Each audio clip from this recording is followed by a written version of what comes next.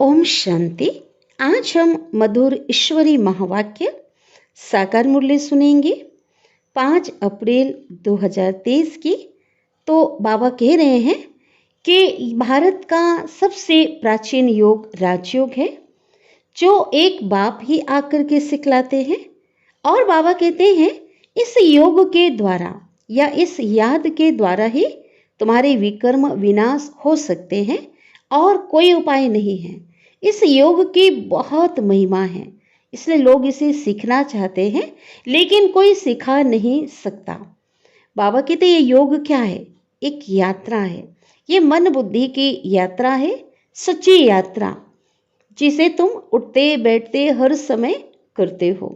दुनिया में अब तक जो भी यात्राएं करते आए वो जिस्मानी यात्राएं थी, वो जन्म जन्मांतर किया। लेकिन ये रूहानी यात्रा इसी समय संगम पर होती है और ये यात्रा कराने वाला पंडा स्वयं परमपिता परमात्मा है। तो उस पंडे को अर्थात उस माता पिता को तुम्हें कभी भी भूलना नहीं है ना, क्योंकि ये ईश्वरी बचपन है। तो अगर उसे भूल गए तो बाबा कहते बहुत रोना पड़ेगा, दुखी हो जाएंगे। तो आप बच्चों को खुशी होनी चाहिए कि जिस घर से हम वर्षों से बिछड़े थे, हजारों वर्षों से यहाँ आ गए थे इस दुनिया में पार्ट बजाने, और इस दुनिया के भूल भुलैया में फंस गए थे। तो जैसे विदेश से कोई लौटते हैं अपने देश में तो बहुत खुशी होती है कि हम अपने घर जाते हैं। तो तुम बच्चों को भी बहुत खुशी होनी चाहिए कि हम अपने बेहद का जो स्वीट होम है, मीठा घर में जा रहे हैं। और हमें उस घर में ले जाने वाला भी कौन है? हमारा मीठा बाबा है। तो बेहद का बाबा कहते हैं इस समय आकर के मैं तुम बच्चों को सर्वगुण संपन्न बनाता, मर्यादा पुरुषोत्तम बनाता, नए विश्व का मालिक बनाता हूँ। और पहले भी मैंने बनाया था, लेकिन ये उस बेहद के राज्य को माया ने क्या कर लिया? माया रावण ने छीन लिया। वो तुम्हारे दुश्मन है और आधा कल्प से छीना हुआ है। तुम बाबा कहते जो गंवाते गंवाते इस समय कंगाल बन गए हो, तो इस समय आकर मैं पुनः तुम्हारा खोया हुआ जो राज्य भाग्य है वो आप वापस दिलाता हूँ। और बाबा ने तुमको कहा कि हीरो हीरोइन बनाता हूँ, मुख्य पाठधारी तुम ही हो, पूरी सृष्टि के मुख्य पाठधारी तुम बनते हो। और क्योंकि विकारों पर विजय प्राप्त करके पूरे विश्व के मालिक बनते हो। तो कैसे बनते हो? कहा कि योग बल से ही बनते हो। इसलिए ऐसे बाप को कभी भी नहीं भूलना है। उनके मत पर चलकर ही क्या होगा? अंतमति सो गति होगी। अगर बाबा कहते मुझे भूले, मुझसे मोह अगर मोड़ा ना, तो वर्षा से भी वंचित हो जाएंगे, फिर उस तरफ चले जाएंगे, इस भूल भुलैया में क्या होंगे? फंस जाएंगे।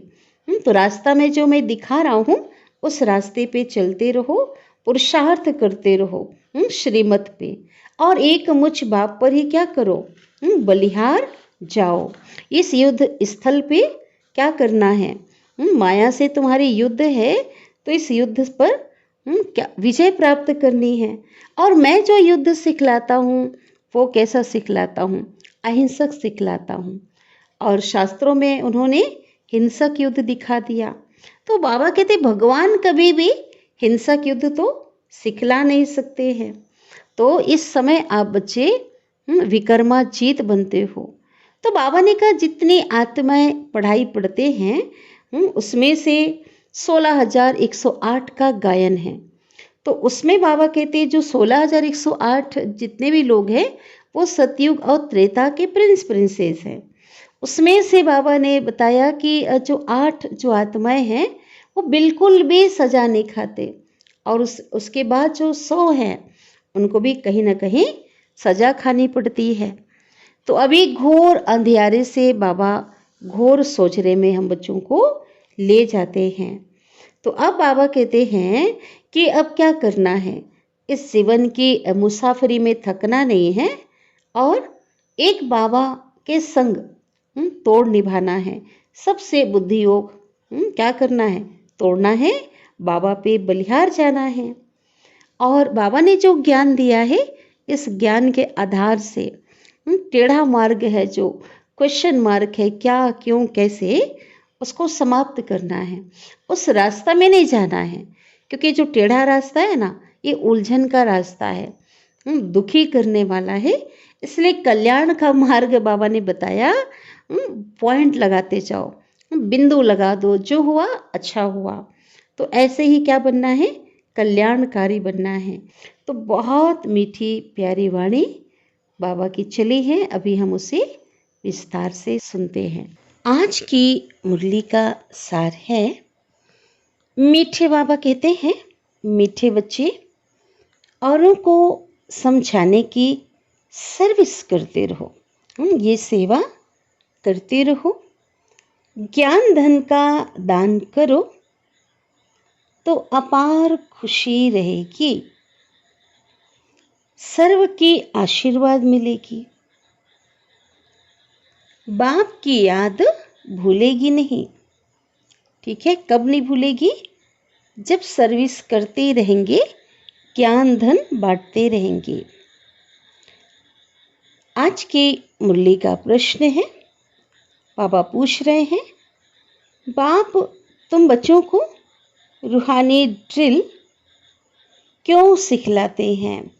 बाबा तो हम बच्चों को रूहानी ड्रिल एक्सरसाइज सिखा रहे हैं, तो ये है कि रूहानी ड्रिल क्यों सिखला रहे हैं। उत्तर है पहलवान बनाने के लिए। जितना तुम बाप की याद में रहते हो, पढ़ाई पर ध्यान देते हो, उतना तुम्हारे में ताकत आती जाती है। इसी बल से तुम माया पर विजय प्राप्त कर लेते हो। तुम कोई स्थूल हथियार आदि नहीं चलाते हो, स्वदर्शन चक्र से माया का गला काटते हो। बाबा कहते हैं कि तुम्हारा जो है कोई हिंसक युद्ध नहीं है, कोई हिंसक हथियार आपके पास नहीं है, लेकिन जो स्वदर्शन चक्र है ये भी अहिंसक चक्र है, ज्ञान का चक्र है, जिससे बाबा कहते माया अर्थात 5 विकारों का गला काटते हो, उसे समाप्त करते हो। गीत बजा है, बचपन के दिन भुला ना देना, आज हंसे कल रुला ना देना। ये ईश्वरीय बचपन तो बाबा कहते ये कभी भी नहीं भुलाना है। तो सदा क्या रहेंगे, मौज में रहेंगे, आनंद में रहेंगे। ओम शांति। बाबा कह रहे हैं, बच्चे इस गीत का अर्थ समझते होंगे। करण करावनहार बाप है ना, तो ऐसे ऐसे गीत भी बाबा ने बच्चों के लिए बनवाए हैं, है ना। कैसे बनवाए हैं, बाबा ने कहा कि प्रेरित किया है लोगों को, क्योंकि ये जो गीत है पुरानी मूवी का गीत है, फिल्मों से गीत लिया जाता था। उस समय ऐसे गीत बने नहीं थे यहाँ पे, आज हजारों में हैं। और बाबा हमेशा मुरली में कहा करते थे, पहले साकार मुरली में, कि ऐसे ऐसे मेरे गीत बनाने वाले अच्छे अच्छे बच्चे आएंगे, बहुत जो गीत बनाएंगे, ठीक है, किस गीत को सुनकर एकदम जो लिंक है बाबा से जुट जाएगा, तो बहुत स्पेशल गीत बनाने वाले बच्चे आएंगे। तो जो आज हम देख रहे हैं, और बाबा कहते थे कि बाबा उनको प्रेरित करते थे, जो गीत बनाने वाले भी इसका जो भावार्थ है वो नहीं जानते, और बाबा उसका अर्थ समझाते हैं।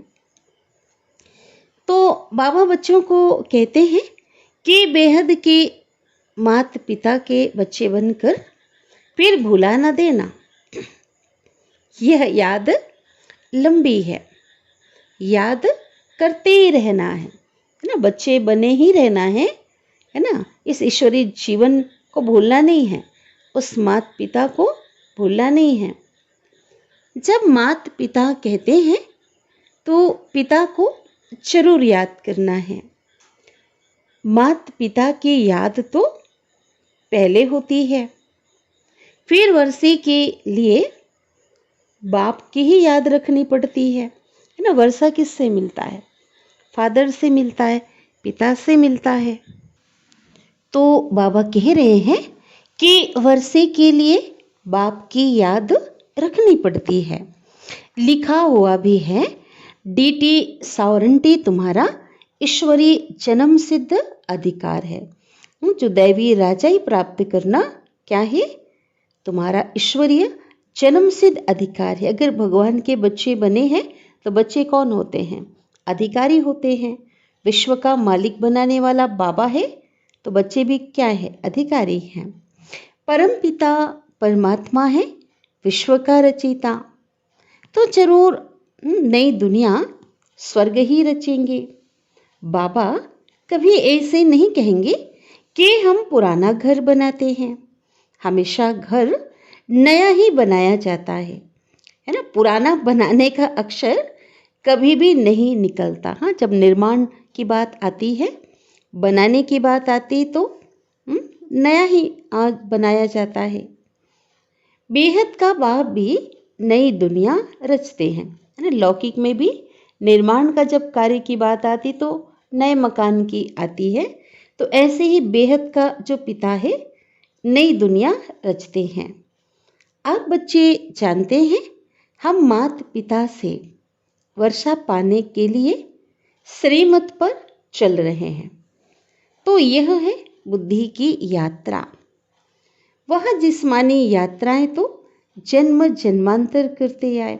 तीर्थ यात्राएं हम चारों धाम की जन्म जन्मांतर किया, लेकिन अभी मन बुद्धि की यात्रा क्या करते?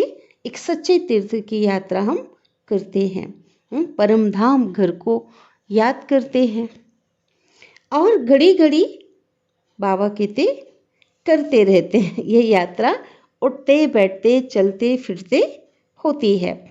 उस घर में उस पिता को याद करते। यह रूहानी यात्रा एक ही बार इस समय संगम युग पर होती है। तो यात्री पंडे को कभी भूल नहीं सकते। हमारा पंडा कौन है?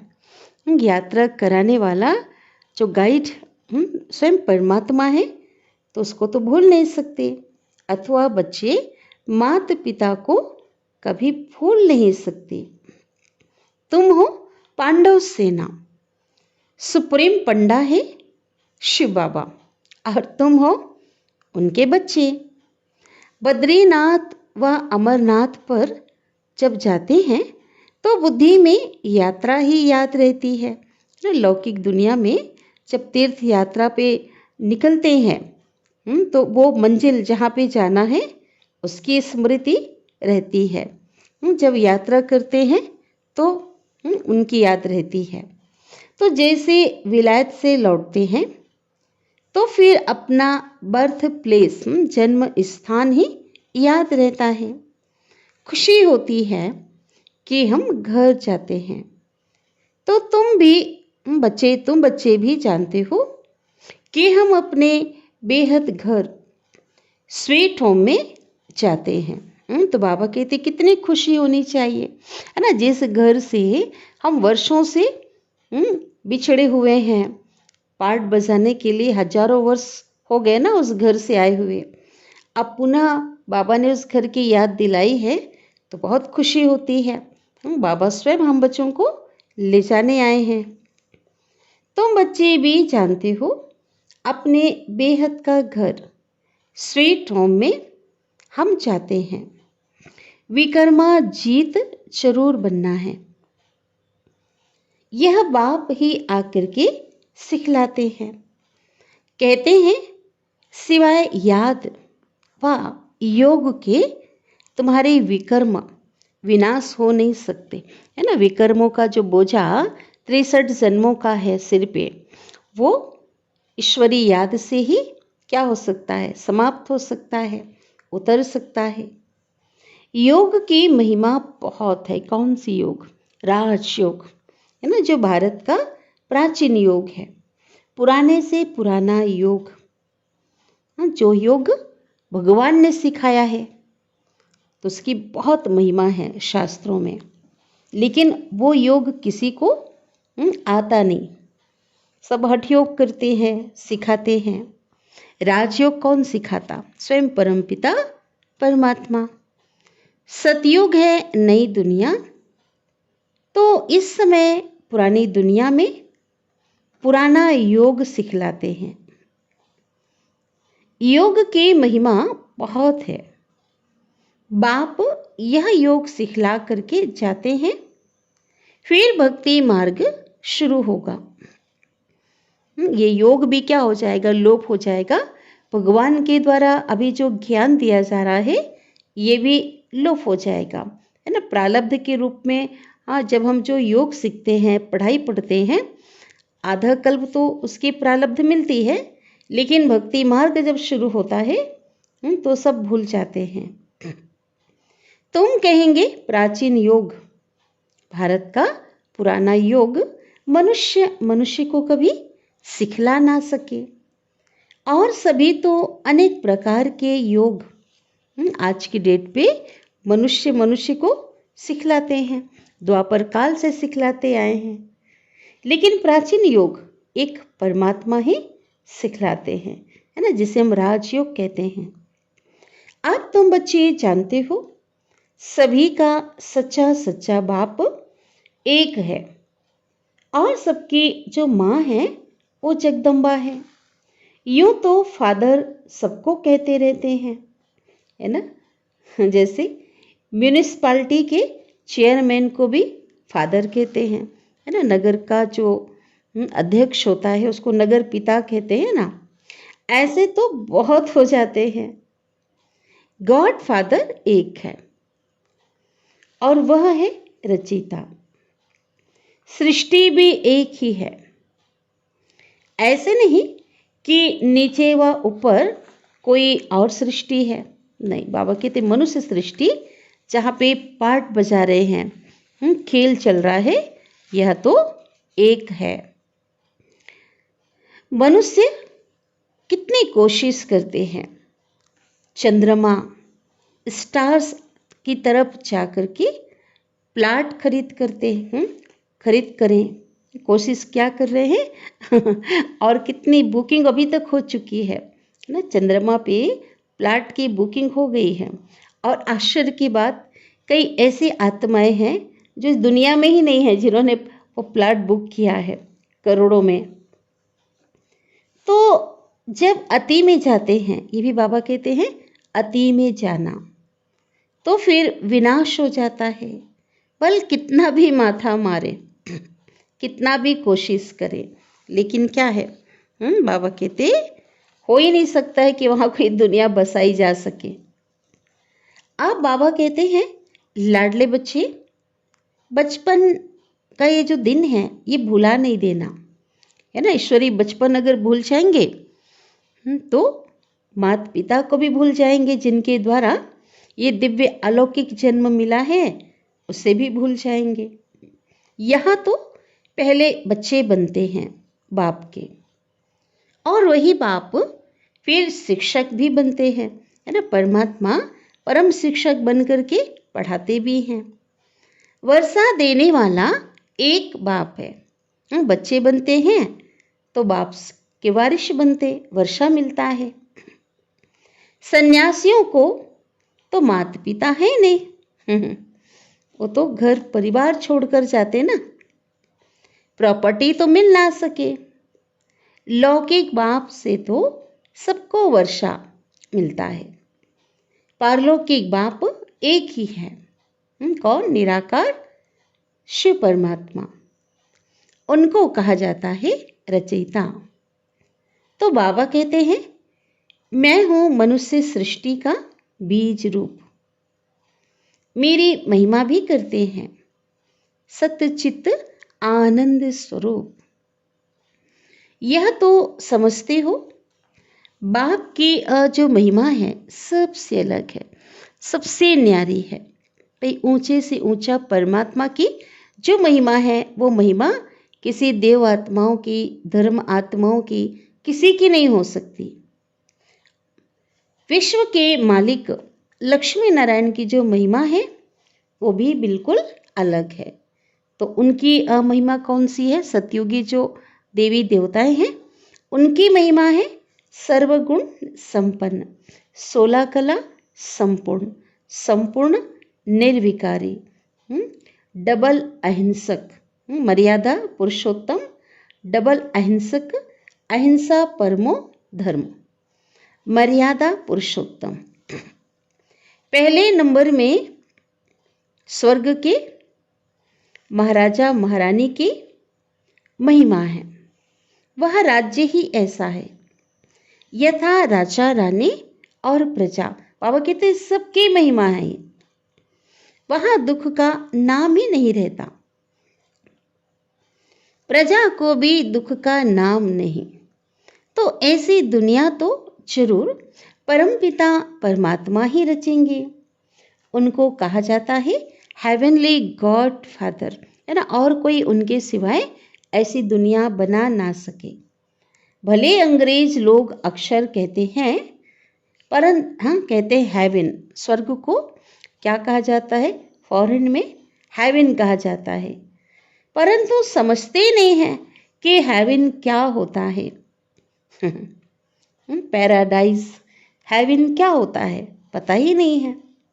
भारत ही हेवन था।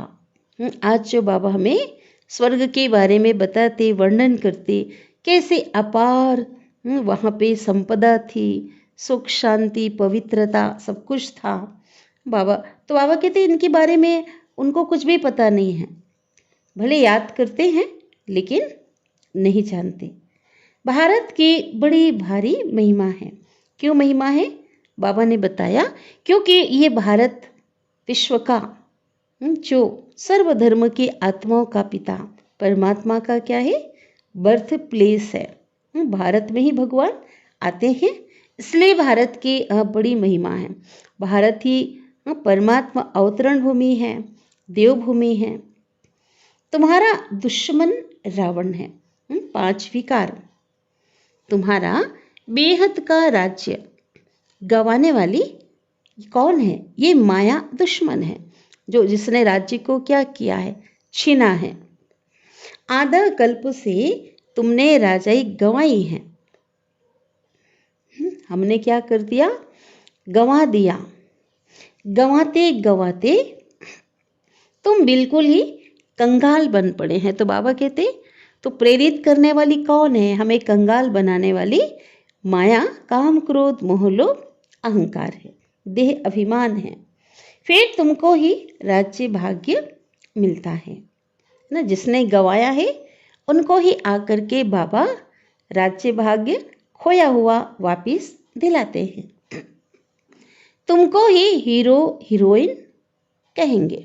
हीरो हीरोइन अर्थात जो इस सृष्टि रूपी मंच के, इस ड्रामा के हीरो मुख्य पार्टधारी हैं, है ना। अभिनेता अभिनेत्री को क्या कहा जाता? मुख्य पार्टधारी, जो ऑलराउंड पार्ट बजाते है ना। मुख्य पार्ट उन्हीं का होता शुरू से लेकर अंत तक। एक हीरो हीरोइन है, फिर उनकी वंशावली है। तुम सभी हीरो हीरोइन बनते हो, अर्थात सारे विश्व पर तुम विजय प्राप्त करते हो। तुम इस समय हीरो हीरोइन माना मुख्य अभिनेता और अभिनेत्री का पार्ट बजा रहे हो। सारे विश्व में बाप तुमको हीरो हीरोइन का टाइटल दिलवा रहे हैं। तुम हो शिव शक्ति सेना। तुम जानते हो हम योग बल से स्वर्ग बनाते हैं, फिर स्वर्ग में हम राज्य करेंगे। परंतु माया ऐसी है जो भुला देती है। जैसे सेकंड में जीवन मुक्ति मिलती है, तो माया भी क्या करती? सेकंड में उस ऊंचे से ऊंचे बाप की याद को भुला देती है। जीवन मुक्ति को फारकती देकर के सेकंड में मर जाते हैं। कब आए तो थे विश्व का मालिक बनने के लिए, लेकिन ऐसे माया ने अटैक किया कि जीवन मुक्ति की जो प्राप्ति होने वाली है उसको भी क्या करते? छोड़ देते हैं और इस ईश्वरी अलौकिक जीवन से मर जाते, निकल जाते हैं। बाबा तो समझाते रहते हैं, बच्चे जीवन की मुसाफिरी लंबी है, बरोबर बाप को याद करना है तो अंत मति सो गति हो जाएगी। जिस मात पिता से बेहद का वर्षा मिलता है, उनसे अगर मुंह मोड़ा तो फिर उस तरफ चले जाते हैं। कहाँ चले जाते हैं? उस रावण राज्य की तरफ चले जाते हैं, मायावी दुनिया में चले जाते हैं। बच्चों ने लखनऊ में भूल भुलैया देखा होगा, है ना? सुना तो सभी ने है ना, कईयों ने देखा होगा। वहाँ जो रहने वाले हैं, अंदर जाने से मनुष्य भूल जाते हैं, है ना? भूल भुलैया का मतलब ऐसा है, अंदर अगर चले गए, एक बार घुस गए तो बिना गाइड के बाहर नहीं निकल सकते, क्योंकि ऐसा रास्ता होता है आप उलझ जाएंगे कि हमें कहाँ से हमने प्रवेश किया था और कहाँ से हमें निकलना है। तो बाबा कहते ऐसे यह भी है, बाप और बाप का घर भूल जाने से धक्के खाते माथा टेकते रहते हैं, है ना? इस सृष्टि पे आते हैं और इस दुनिया की भूल भुलैया में फंस जाते, उस घर को भूल जाते हैं, बाहर निकलने का रास्ता ही नहीं दिखाई देता। तभी तो बाबा आकर के इस भूल भुलैया से हमें निकाल करके घर ले जाते, क्योंकि किसी को घर का रास्ता पता ही नहीं होता, भटकते रहते हैं, जाना तो चाहते हैं घर, उस पिता को भी पुकारते हैं लेकिन जा नहीं सकते। तो रास्ता दिखाने वाला तो ऊपर खड़ा है।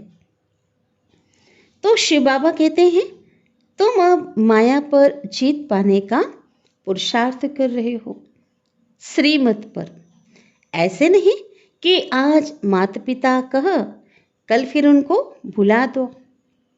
यहाँ तो और संग तोड़ एक संग जोड़ना है ना? बुद्धि से किसी को याद नहीं करना है, सर्व संबंध का जित तोड़ निभाने ना बाबा से जोड़ना है। भक्ति मार्ग में गाते हैं ना, बलिहार जाऊं वारी जाऊं, नाम लेते हैं कृष्ण का। वास्तव में श्री कृष्ण की बात नहीं है, यह है ही रुद्र ज्ञान यज्ञ। रुद्र शिव को कहा जाता है। इतनी छोटी सी बात भी मनुष्य समझते नहीं है। बाबा ने गीता बहुत पढ़ी है, परंतु पहले कुछ भी नहीं समझते थे, है ना? कौन से बाबा की बात हो रही है? लौकिक जीवन में ब्रह्मा बाबा जब दादा लेखराज के रूप में थे तो उन्होंने क्या किया है, गीता तो प्रतिदिन उनका जो क्या था, गीता पाठ करते थे ना, सारी गीताएं तो अनेक बार पढ़ी है। परंतु पहले खाली पढ़ते तो थे, लेकिन उनके रहस्यों को, कई बातें उनको समझ में नहीं आती थी। और अभी जब बाबा के बन करके एक एक बात बाबा ने समझाया है, बाबा के बनने के बाद समझ में आता है। उसमें तो भगवानुवाच लिखा है, लेकिन पहले भगवान किसको समझते थे? कृष्ण को समझते थे। लेकिन अब क्या पता चला कि कृष्ण तो रचना है, स्वर्ग का प्रिंस है ना? भगवान तो एक निराकार है, शिव है। इस रुद्र ज्ञान यज्ञ से विनाश ज्वाला प्रज्वलित होती है। रुद्र ज्ञान यज्ञ को फिर कृष्ण यज्ञ कह देते हैं। बाबा कहते रुद्र भी कृष्ण का अवतार है, ऐसे कहकर बात को उड़ा देते, उलझा देते हैं, या कहें उलझ जाते हैं, है ना? रुद्र ज्ञान यज्ञ लिखा हुआ है गीता में, है ना? लेकिन उसको क्या कहते हैं? श्री कृष्ण भी क्या है? रुद्र भी श्री कृष्ण का अवतार है, ऐसे कहकर बात उड़ा देते हैं। अब बाबा कहते हैं मैं तुमको राजयोग सिखाता हूँ, तो जरूर नई सृष्टि चाहिए ना राज्य करने के लिए। दीपमाला पर हम दीपावली पर लक्ष्मी का आह्वान करते, सभी लक्ष्मी को अपने घर बुलाते हैं, तो कितना सफाई आदि करते हैं, है ना? हम सभी को पता है कि साल भर में जो सफाई दिवाली के समय होती है वो तो कभी नहीं होती। कोने कोने के जाले, है ना, निकाले जाते हैं, सफाई रंग रोगन होता है। तो आह्वान करते लक्ष्मी। तो बाबा कहते क्यों लक्ष्मी को आह्वान करते समय इतनी सफाई क्यों करते? क्योंकि लक्ष्मी नए विश्व की क्या थी? महारानी थी, जहाँ स्वच्छता ही स्वच्छता थी। उस दुनिया में कहीं कोई गंदगी नहीं था, है ना, अंदर बाहर स्वच्छता थी, इसलिए सफाई करते हैं। वह है भक्ति मार्ग की रस्म रिवाज। यहाँ तो तुम मनुष्य से देवता बनते हो ना, तो जरूर बिल्कुल नई सृष्टि चाहिए, है ना। लक्ष्मी जब आती है नए विश्व में, तब इस दुनिया की क्या होती है? टोटल सफाई हो जाती।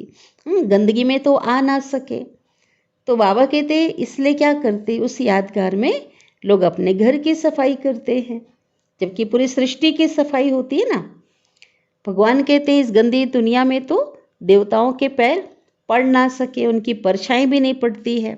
उसके लिए दुनिया की क्या करनी पड़ती? भगवान को सफाई करनी पड़ती, पावन बनाना पड़ता है। तो यहाँ पे हद की सफाई करते हैं और इसके लिए ही पुरानी दुनिया का विनाश होता है। तो सृष्टि का विनाश होना अर्थात एक प्रकार की सृष्टि की क्या है? सफाई है। गीता में बिल्कुल क्लियर है, रुद्र ज्ञान यज्ञ से विनाश ज्वाला प्रज्वलित हुई। अब कौन सी विनाश ज्वाला प्रज्वलित हुई? लोगों को पता ही नहीं है ना। अभी जो होनी है, बाप है ही बेहद की सृष्टि रचने वाला। कहते हैं बच्चों, मुझ बाप को भूल नहीं जाना। आज तुमने जो जन्म लिया है मेरी गोद में, आज बाबा बाबा कह रहे हो। आज बाबा कहते भूल मत जाना, अर्थात इस ईश्वरी जीवन से मर नहीं जाना। आज हंसते हैं, कल बाप को भूले तो खत्म, रोना पड़ेगा।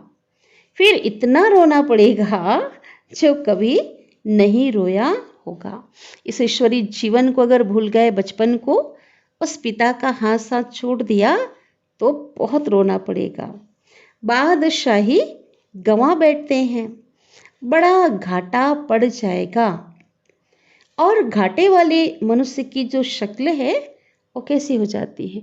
एकदम पीली हो जाती। लौकिक दुनिया में भी किसी व्यक्ति को अब बहुत बिजनेस बहुत ज़्यादा घाटा हो जाए, उसके उद्योग में घाटा हो जाए, तो क्या होगा? वो खुशी तो नहीं रहेगी ना। तो बाबा कहते हैं अपने को घाटे में नहीं डालना है, पारलौकिक बाप और वर्षी को भुला नहीं देना, औरों को समझाने की सर्विस करते रहो, है ना। बाबा ने जो बातें हमें बताई है, जो ज्ञान दिया है, उसे औरों को बांटना है। सर्विस में बिजी रहने से फिर भूलेंगे नहीं। भगवान की याद, बाप की याद बनी रहेगी, क्योंकि सर्विस उनकी कर रहे हैं ना। ज्ञान दिए, ज्ञान धन दिए, धन ना खुटे। ज्ञान धन ऐसा धन है, जितना दान करेंगे उतना बढ़ता ही जाएगा, कमी नहीं होगी, और साथ ही खुशी का पारा चढ़ेगा। औरों की आशीर्वाद तुम्हारे सिर पर होगी, औरों को एक प्रकार से नया जीवन मिल जाएगा। तो सत्य मार्ग की राह बताने से क्या होगी? आत्माओं को जब अनुभूतियाँ होती हैं, प्राप्तियाँ होती है, तो वो क्या देते? दुआएं देते, आशीर्वाद देते हैं। कहेंगे ऐसे पंडे पर तो बलिहार जाऊं, जिसने स्वर्ग का रास्ता बताया है। तो यहाँ प्रैक्टिकल में बाप का शुक्रिया माना जाता है। बाबा पंडे ने हमें क्या दिखाया? रास्ता दिखाया है। तो शिव बाबा कहते हैं बेहद की शांति सदा काल के लिए देने वाला मैं ही हूँ। मैं तुमको ऐसे कर्म सिखलाता हूँ जो कभी दुख अशांति हो नहीं सकती, है ना। हजारों वर्षों के लिए जहाँ सुख शांति का साम्राज्य बाबा स्थापन करते, ऐसी दुनिया में हमें भेज देते हैं। जो ऐसे कर्म, बाप जो कर्म सिखलाते हैं, उस कर्म को करने वाली आत्माएं ही उस दुनिया में चली जाती हैं। कर्मों की गति बड़ी गहन है, गुह्य गति है। तो शिव बाबा कहते हैं कि इस समय मैं तुमको कर्म, अकर्म और विकर्म, इसका राज समझाता हूँ। सतयुग में जो भी कर्म करते हैं, बाबा कहते हैं वो क्या बन जाता, अकर्म बन जाता है। वहाँ विकर्म होता नहीं है ना। क्यों अकर्म बन जाता है? क्योंकि यहाँ जो कर्म किया है उसके प्रारब्ध वहाँ भोगते हैं, है ना। और क्योंकि वहाँ माया है ही नहीं, और इस समय तो अभी माया का राज्य है, इसलिए 5 विकारों के वशीभूत हैं। तो जो भी कर्म करते हैं वो क्या बन जाता, विकर्म बन जाता है। अभी तुम ड्रिल सीख रहे हो, है ना, मन और बुद्धि की एक्सरसाइज। जैसे शरीर की हेल्थ रहने के लिए, हेल्दी रहने के लिए एक्सरसाइज सीखते हैं, तो आत्मा को हेल्दी बनाने के लिए बाबा क्या सिखला रहे हैं, मन बुद्धि की ड्रिल, राजयोग सिखला रहे हैं। और बाबा कहते तुम सीख रहे हो और पहलवान बन रहे हो, ताकतवर शक्तिशाली बन रहे हो। यह पढ़ाई तो अंत तक पढ़नी है, इसलिए बाबा कहते हैं ना, जब तक जीना है तब तक पढ़ाई पढ़ना है, ज्ञान अमृत पीना है। तो जितना पढ़ेंगे उतनी ताकत मिलेगी, वृद्धि को पाते रहेंगे। आज देखो कितनी वृद्धि इस ईश्वरी परिवार की हो गई है। लाखों की तादाद में आज ईश्वरी संतान है विश्व में। हर एक मठ पंथ का पहले एक आता है, परम धाम से पवित्र आत्मा आती है, फिर क्या होता, वृद्धि होती जाती है। आजकल की दुनिया में तो अंधश्रद्धा बहुत है, लेकिन बाबा कहते यहाँ पढ़ाई है, यहाँ अंधश्रद्धा की कोई बात नहीं। वो लोग तो एक ही लेक्चर से भाषण करते कितने को बौद्धि अथवा क्रिश्चियन बना देते हैं। पादरी लोग बहुत लेक्चर करते हैं, फिर ढेर क्रिश्चियन बन जाते हैं। लेकिन यहाँ वह बात नहीं है, बाबा कहते यहाँ वो बात नहीं है। यहाँ तो माया से युद्ध करनी है, इसको कहा जाता है युद्ध स्थल, है ना। कुरुक्षेत्र जो गायन है शास्त्रों में, महाभारत जहाँ पे हुआ, युद्ध हुआ, उसको कुरुक्षेत्र कहते। तो बाबा कहते वास्तव में ऐसा कोई कुरुक्षेत्र नहीं था, ये दुनिया ही वो कुरुक्षेत्र कर्म क्षेत्र है, जहाँ माया से हमारी क्या चल रही है, युद्ध चल रही है। भगवान आकर के हिंसा थोड़े ही सिखलाएंगे। भगवान का जो युद्ध था, उन्होंने कृष्ण को दिखाकर क्या दिखाया, कहानी बनाई है, हिंसक युद्ध दिखा दिया कौरव पांडव का, है ना। खून की नदी बही, सब कुछ समाप्त हो गया। तो बाबा कहते ऐसा नहीं है, भगवान जो है वो अहिंसक युद्ध सिखलाते हैं। कहते हैं अहिंसा का बल चाहिए, परंतु हिंसक मनुष्य कभी अहिंसा सिखला ना सके। अभी तुम बच्चे जानते हो, हम बाप से वर्षा पाने का पुरुषार्थ कर रहे हैं, और इस समय राजधानी स्थापन हो रही है ना। सतयुगी नई दुनिया की राजधानी स्थापन हो रही है। माला को फिराते राम राम कहते रहते हैं। ये लौकिक दुनिया में, भक्ति मार्ग में लोग क्या रटते हैं, माला पकड़ेंगे और माला जाप करते करते राम राम राम राम जाप करते हैं। त्रेता अंत तक 16,108 प्रिंस प्रिंसेस हो जाते। राजघराने में जो होते हैं, जितनी भी गद्दी चलती है, ये सब की बाबा कहते प्रिंस प्रिंसेस की संख्या है। इसमें 8 मुख्य है जो विश्व के मालिक बनते। हाँ, वो गद्दी चलती है ना विश्व महाराजन की, वो 8 सतयुगी दुनिया की जो 8 है वो मुख्य है। 8 रत्नों की बड़ी महिमा है। मनुष्य थोड़े ही समझते हैं कि इनका राज क्या है। 8 तो पास विद ऑनर होते, बिल्कुल ही सजा नहीं खाते, है ना। 8 जो है ऐसी आत्माएं होती हैं जो पूरी तरह श्रीमत पर चलकर, है ना, शिव बाबा की 2 कॉपी बनती हैं कि एक भी जो है पूरी पूरी श्रीमत पर चलने वाले जो धर्मराज भी ऐसी आत्माओं को क्या करता, वेलकम करता है, खड़ा हो जाता अपने स्थान से। तो ये जो विशेष आत्माएं होती हैं वो थोड़ी भी सजा नहीं खाते, पास विद ऑनर, सम्मान सहित पास होते हैं। और बाकी 100 जो है वो थोड़ी बहुत सजा खाते हैं। तो बाबा कहते हैं बच्चे थक मत जाना, है ना। कब सजा खाते? ट्रिब्यूनल जो बैठेगी ना, अभी तो हिसाब किताब सभी को चुकतू करना पड़ता है।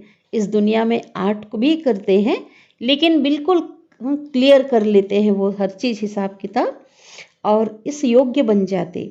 बाकी बाबा कहते हैं सबको जो है थोड़ी ना थोड़ी सजा खानी पड़ेगी। बाबा कहते हैं बच्चे थक मत जाना, वो रात के राही। अभी हम रात को, इस कलयुगी अज्ञानता की रात्रि को क्रॉस करके दिन में उस सतयुगी नई दुनिया में जाते हैं। बाबा भी आते हैं पर संगम पर। नई दुनिया में शिव बाबा नहीं आते, संगम पर आते हैं।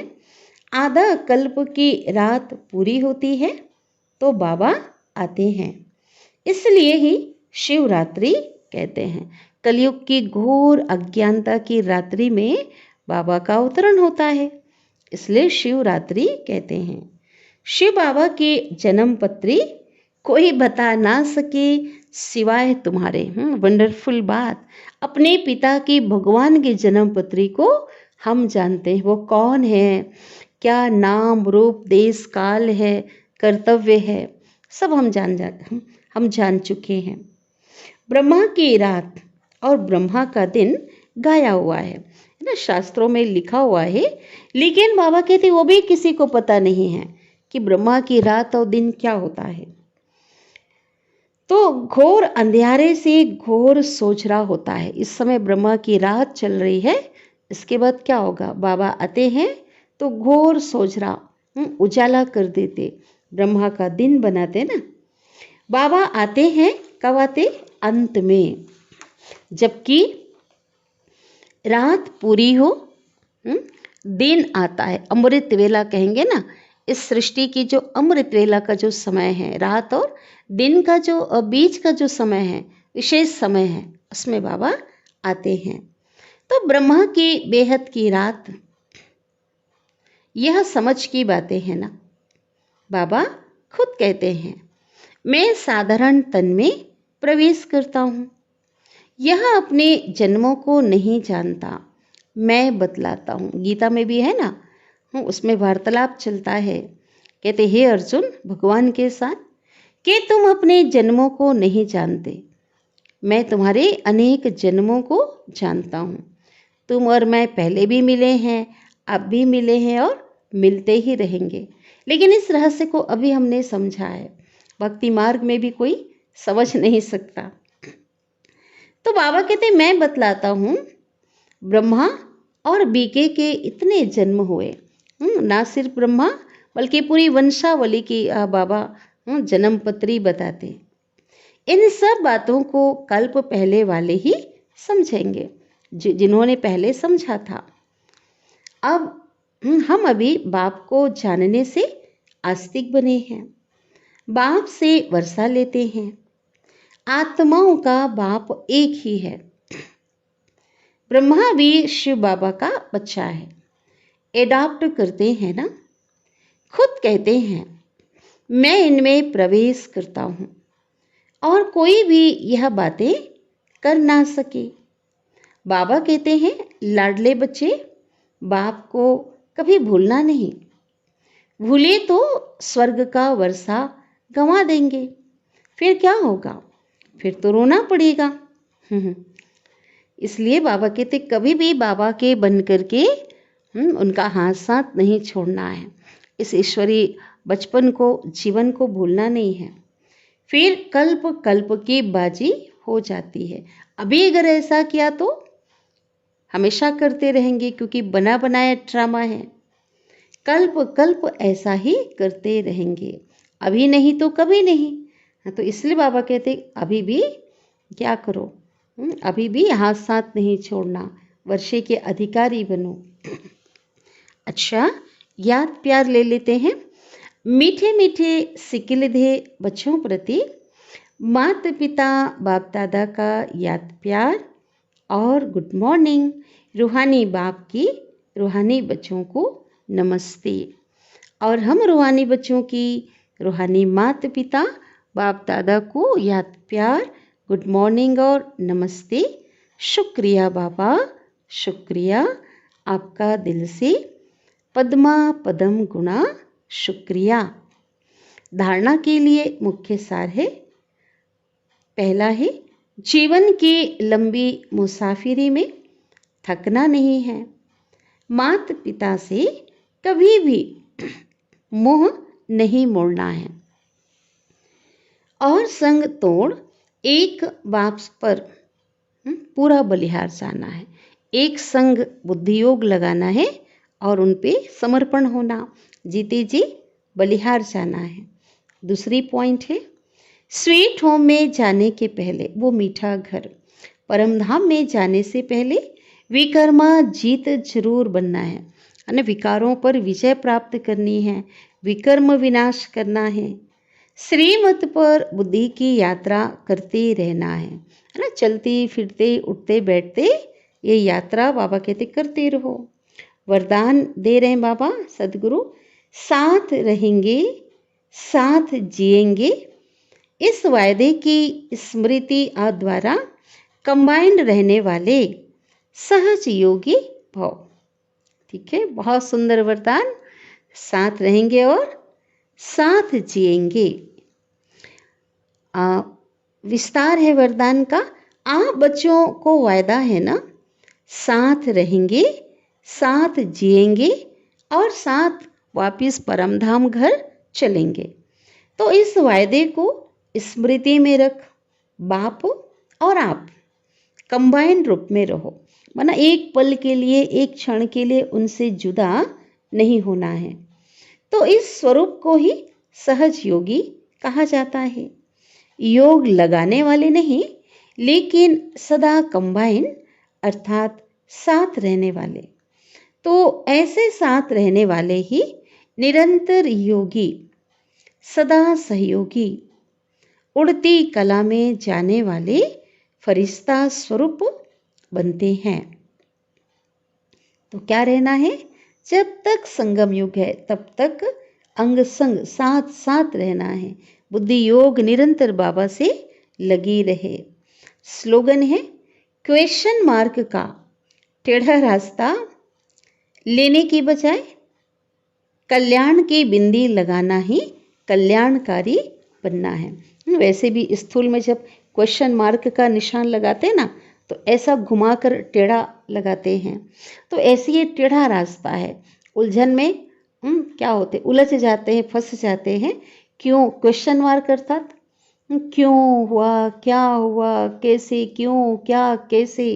तो एक क्वेश्चन मार्क जो है ना, बाबा कहते हैं ये क्या है, ये बहुत परेशान करता है, खुशी चली जाती है। तो इसको इसलिए बाबा ने कहा टेढ़ा रास्ता है।